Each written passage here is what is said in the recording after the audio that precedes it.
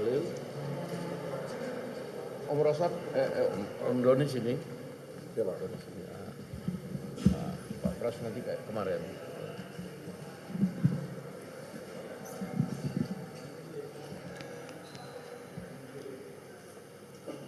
Baik, teman-teman media sekalian, pada hari ini di Dewan Perwakilan Rakyat Republik Indonesia kami telah melakukan diskusi koordinasi cukup panjang dari pagi tadi dengan pihak pemerintah. Dalam hal ini ada Menteri Sekretaris Negara Pak Prasetyo Hadi, Menteri SDM Pak Bahlil Lahadalia, kemudian Pak Doni Oskaria dari Danantara, serta Pak Supratman Andi Aktas, Menteri Hukum. Diskusi pada hari ini adalah kami melakukan koordinasi bagaimana kita mempercepat pertumbuhan ekonomi, sekaligus kemudian membicarakan tata kelola ekspor yang akan dilakukan oleh DSI yang di bawah Danantara maupun tata kelola SDM yang di bawah Kementerian SDM. Serta kemudian kami juga berdiskusi bagaimana membuat aturan untuk percepatan izin-izin investasi.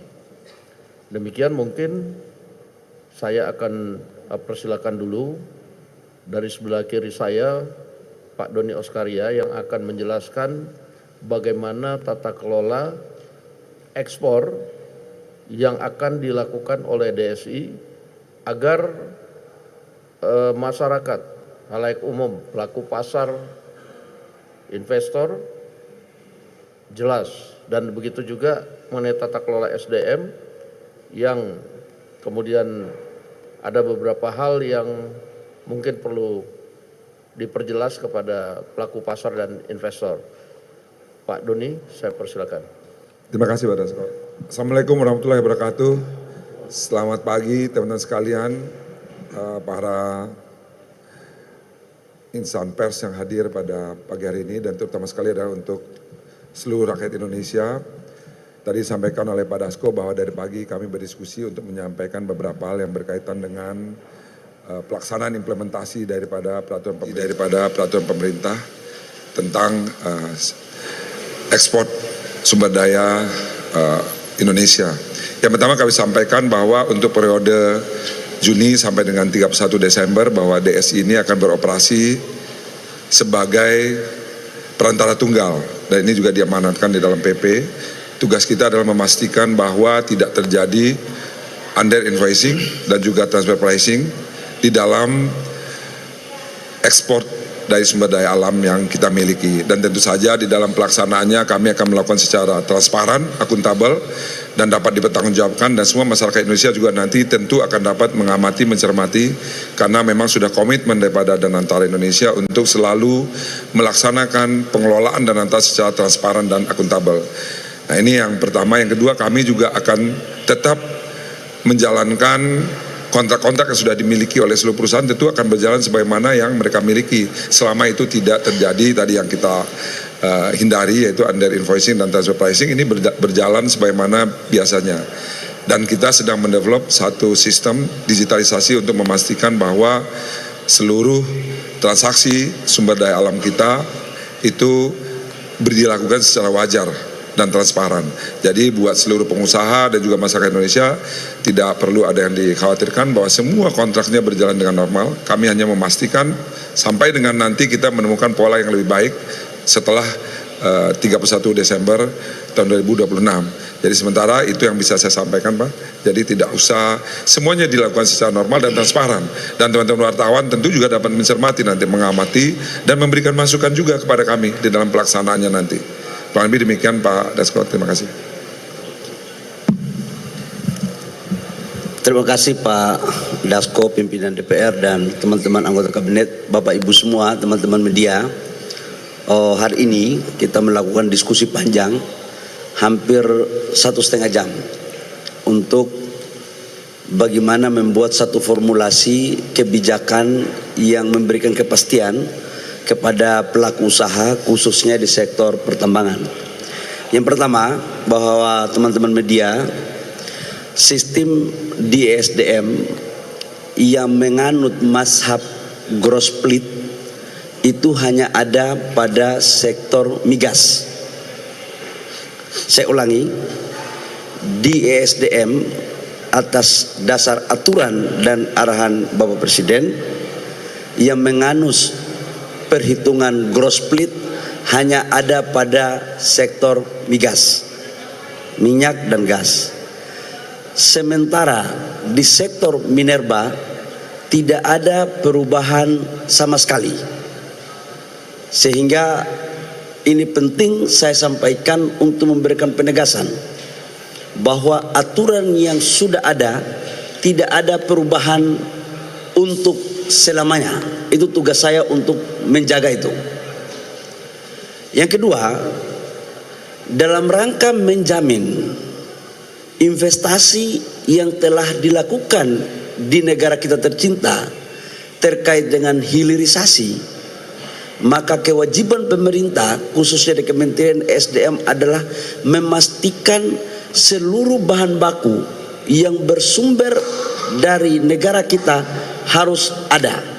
Artinya antara kapasitas produksi kebutuhan dengan RKAB yang akan kita berikan itu harus seimbang. Supaya apa? Industri bisa berjalan. Yang ketiga, terkait dengan RKAB yang lain, komoditas yang lain termasuk batu bara, kita memperhatikan betul kecenderungan daripada geopolitik, ketegangan di Timur Tengah dengan fluktuasi harga global.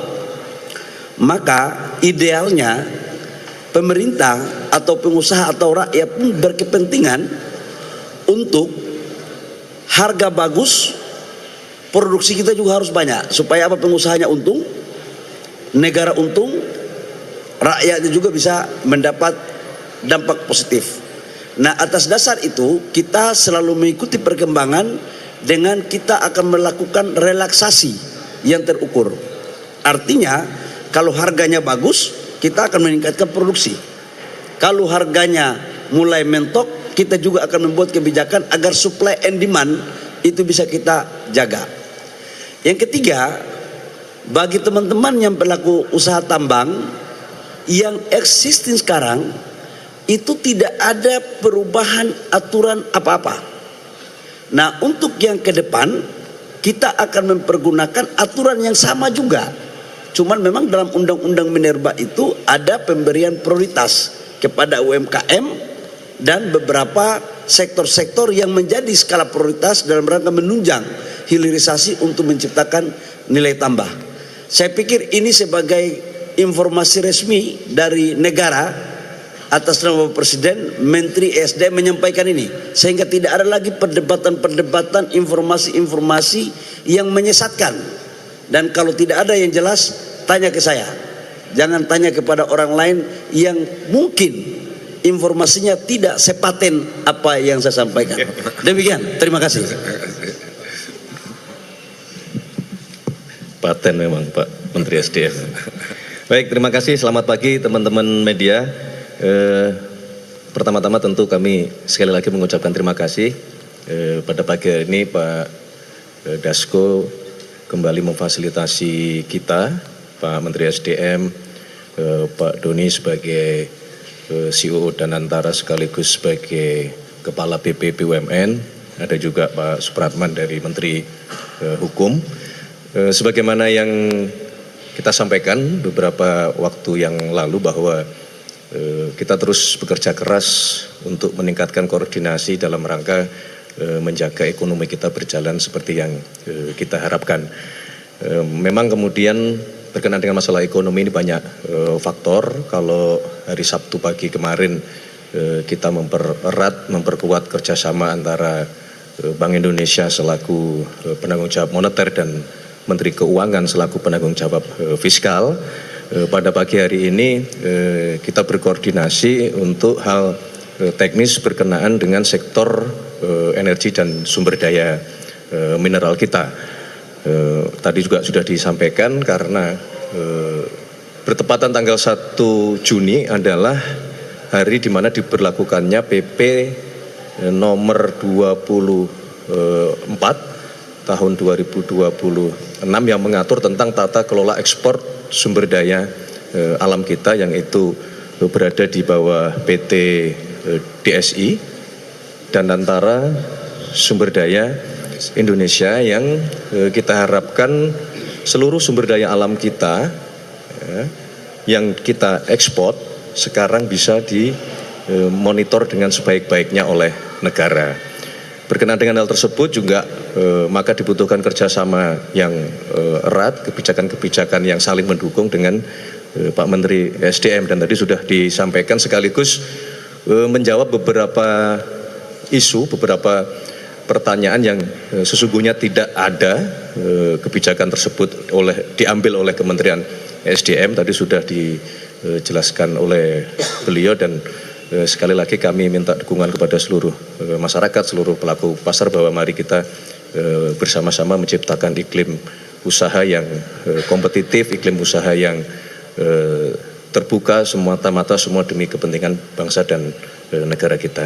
Saya kira demikian yang dapat kami sampaikan. Sekali lagi terima kasih Pak Dasko, Pak Bahlil, Pak Pratman dan Pak Doni dan teman-teman semuanya. Terima kasih. Terima kasih. Terima kasih ya.